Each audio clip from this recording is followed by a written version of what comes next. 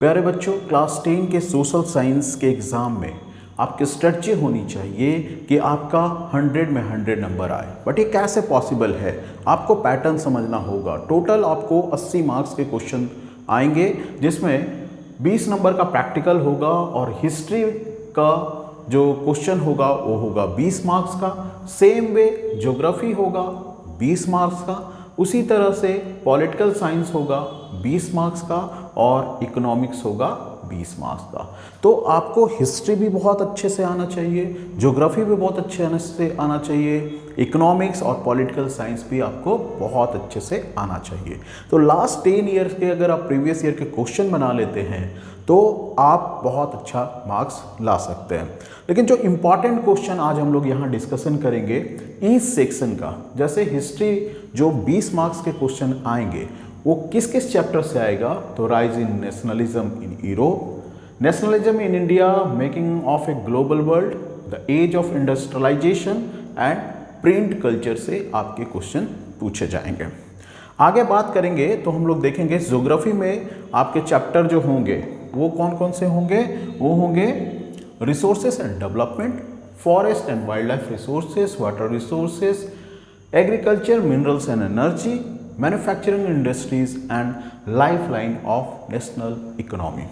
इसी तरह से अगर हम लोग आगे चले और देखें कि पॉलिटिकल साइंस में आपको कौन से चैप्टर से क्वेश्चंस आएंगे, power sharing, federalism, gender, religion and caste, political parties and outcome of democracy.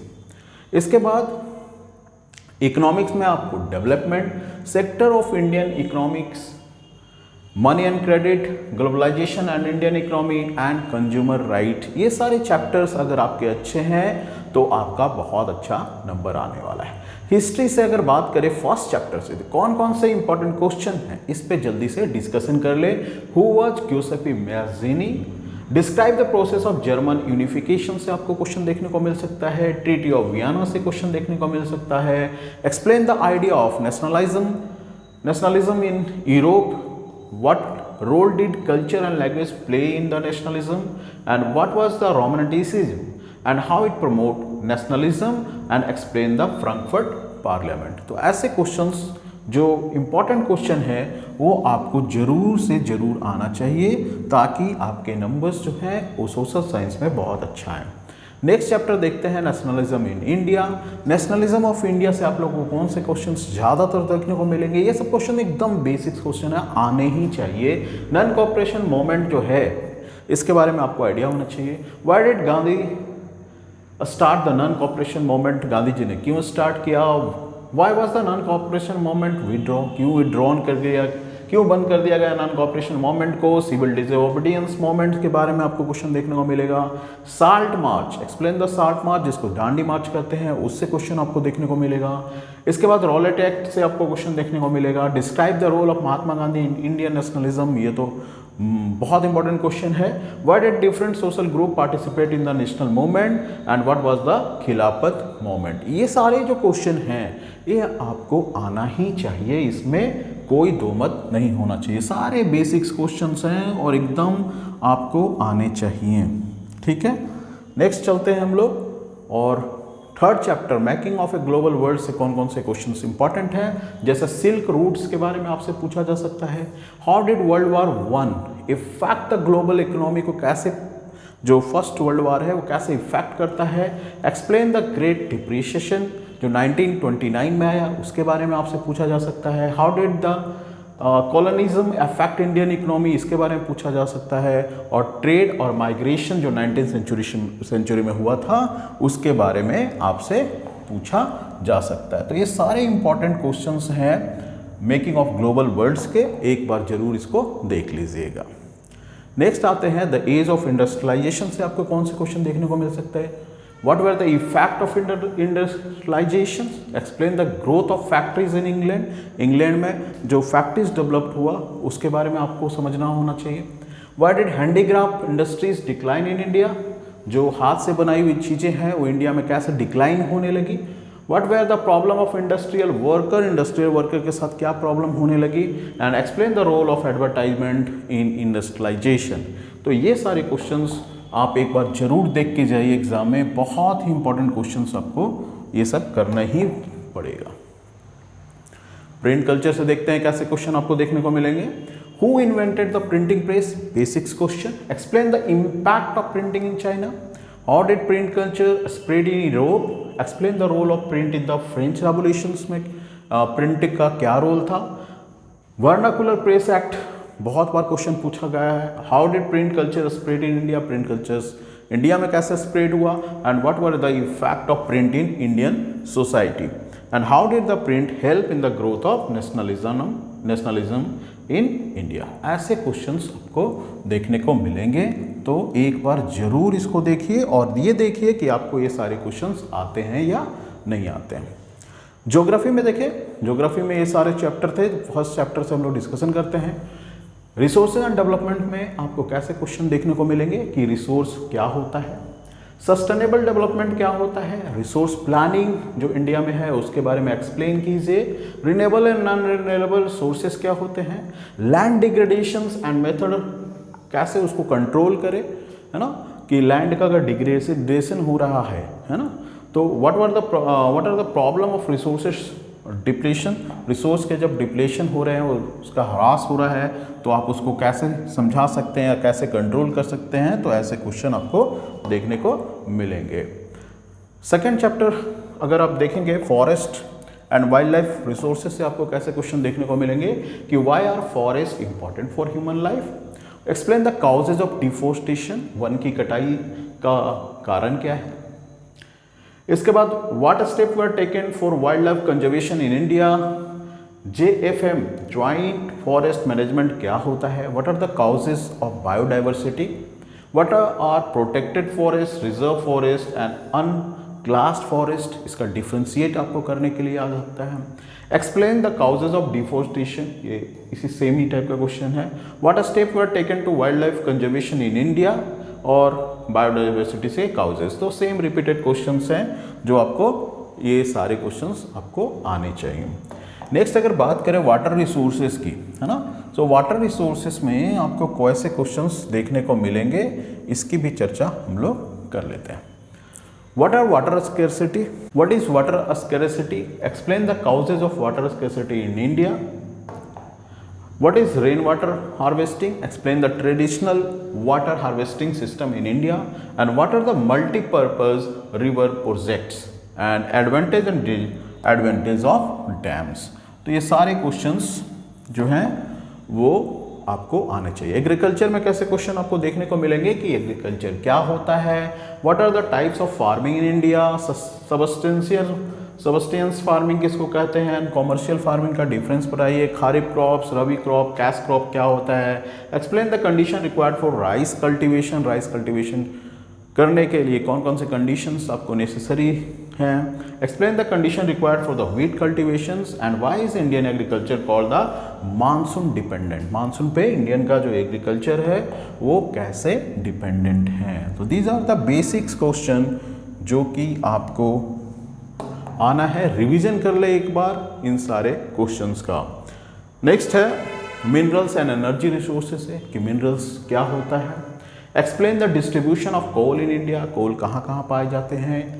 Explain the distribution of iron और कहाँ कहाँ पाए जाते हैं इंडिया में। व्हाट आर कन्वेंशनल एनर्जी क्या होता है, हाँ, नॉन कन्वेंशनल एनर्जी के रिसोर्स क्या क्या है, and why is petroleum called black gold. Explain the importance of renewable energy. तो इस टाइप से आपको questions minerals and energy resources से देखने को मिल सकते हैं।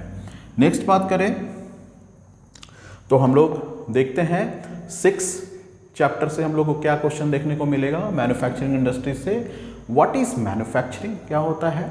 Explain the importance of manufacturing industries. Explain the factor affecting industrial locations. What are industries located near raw material, क्यों इंडस्ट्री जो है जहाँ रॉ मटेरियल कच्चा माल जहाँ मिलता है वहाँ पे इंडस्ट्री क्यों लोकेट किए जाते हैं।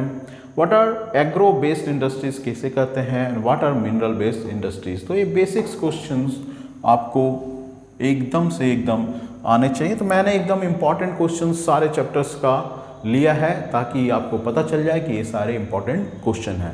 लाइफलाइन ऑफ नेशनल इकोनॉमी से कैसे क्वेश्चन देखने को मिलेगा, ट्रांसपोर्ट सिस्टम क्या होता है, explain the importance of roadways, roadways का क्या इंपॉर्टेंस है, explain the importance of railways in India, what are the advantage of water transport, communication क्या होता है, explain the role of mass communication, international trade किसे कहते हैं, and why is trade called the economic barometer of a country. तो ऐसे questions आपको देखने को मिलेंगे। ठीक है, तो आगे बात करें पॉलिटिकल साइंस से, आपको जो 5 चैप्टर है उसमें पहला चैप्टर से कैसे क्वेश्चन देखने को मिलेंगे कि पावर शेयरिंग क्या होता है, why is power sharing important in a democracy, Belgium model of power sharing क्या है, श्रीलंका मेजोरिटेरियन पॉलिसी क्या है, what are the form of power sharing and how does the power sharing reduce conflict in society, explain the role of community government in Belgium. तो ऐसे questions आप देख लीजिए कि आपका प्रिपेयर्ड है या नहीं है। लास्ट 10 साल के क्वेश्चंस को पूरा अच्छे से एक बार रिवीजन कर लीजिए। जो क्वेश्चन आपको नहीं आता है उसके जो इंपॉर्टेंट पॉइंट्स हैं उसको एक बार देख के जाइए। What is federalism, federalism chapter में कैसे क्वेश्चन पूछे जाएंगे कि what are the feature of federalism, federalism क्या होता है, फेडरलिज्म के फीचर क्या है, what are the 3 levels of government in India, union list बताइए, स्टेट लिस्ट क्या होता है, कंकरेंट लिस्ट क्या होता है, व्हाट इज डिसेंट्रलाइजेशंस क्या होता है, explain the role of panchayati raj institution and how did federalism strengthen democracy in India and what is the importance of local government। तो इस टाइप के क्वेश्चंस आपको देखने को मिलेंगे। नेक्स्ट बात करें 3rd चैप्टर में जेंडर रिलीजन एंड कास्ट में जेंडर इनइक्वलिटी क्या होता है, फेमिनिस्ट मूवमेंट क्या होता है, प्रॉब्लम जो वुमेन फेस करते हैं पॉलिटिक्स में उसके बारे में आपको बताना है, कम्युनलिज्म क्या होता है, कम्युनलिज्म पॉलिटिक्स को कैसे इफेक्ट करता है, सेकुलरिज्म क्या होता है and explain the role of caste in Indian politics. तो ऐसे आपको क्वेश्चंस, एक बेसिक्स क्वेश्चन आप एक बार देख लीजिए कि आपका रिवीजन है कि नहीं है। पॉलिटिकल पार्टीज में देखेंगे कि पॉलिटिकल पार्टी क्या होता है, ठीक है, फंक्शन क्या है पॉलिटिकल पार्टीज का, व्हाट आर द चैलेंजेस जो पॉलिटिकल पार्टीज फेस कर रही है, what reform have been suggested to improve political parties को कैसे हम लोग इम्प्रूव कर सकते हैं, what are the national political parties क्या है और रीजनल पॉलिटिकल पार्टीज क्या है। तो ऐसे क्वेश्चंस आपको पॉलिटिकल पार्टी से देखने को मिलेंगे। रेडी रहिए ये सब सारे क्वेश्चंस को बनाने के लिए कि फंक्शन क्या है पॉलिटिकल पार्टीज का। आउटकम ऑफ डेमोक्रेसी में कैसे क्वेश्चन पूछे जाएंगे कि what are the outcome of democracy, how does democracy produce an accountable government कैसे प्रोड्यूस करता है, explain the economic outcome of democracy, social outcome of democracy and why is democracy consider the best form of government. तो outcome of democracy से आपको ये सारे questions एकदम आने ही चाहिए। इसके बाद चैलेंजेस क्या है डेमोक्रेसी का, इस चैप्टर से कैसे क्वेश्चन देखने हैं, what are the major challenges to democracy, political reform क्या होता है, explain the challenges of deepening democracy, democracy अब डीपनिंग क्यों हो रहा है, कैसे वो डिक्रीज हो रहा है उसका लेवल। उसके बाद explain the challenge of expansion of democracy.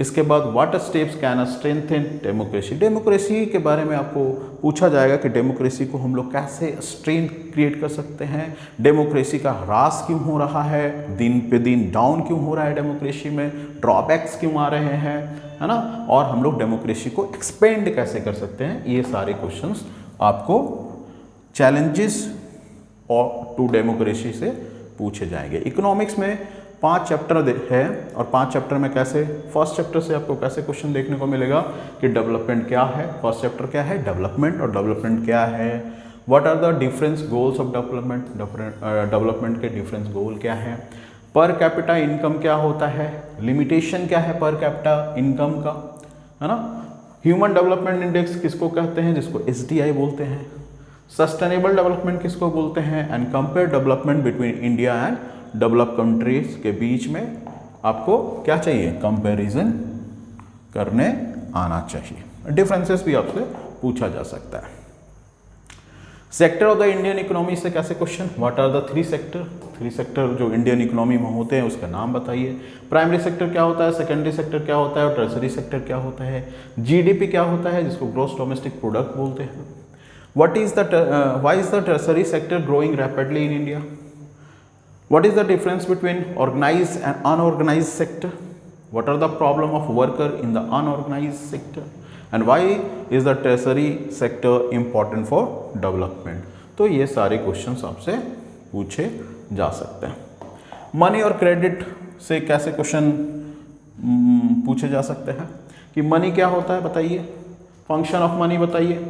Why is money used as a medium of exchange. Credit क्या होता है इसको एक्सप्लेन कीजिए। Explain the difference between the formal and informal sources of credit, इसके बारे में आप बताइए।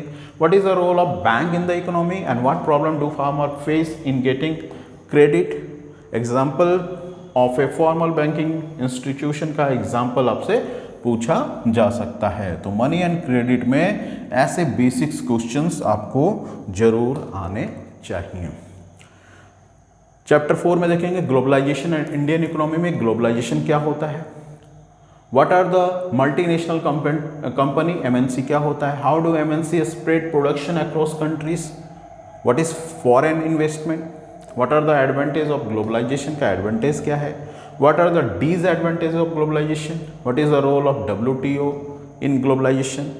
एग्जाम्पल ऑर्गेनाइजेशंस का एग्जाम्पल बताना है और वर्ल्ड ट्रेड ऑर्गेनाइजेशन क्या होता है इसके बारे में आपसे पूछा जाएगा। इसके लिए भी आपको तैयार रहना चाहिए। 5वां चैप्टर देखते हैं consumer right.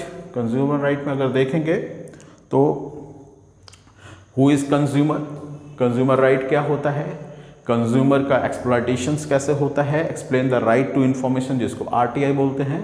What is the consumer protection act क्या होता है। What is the role of consumer courts and why is consumer awareness is important.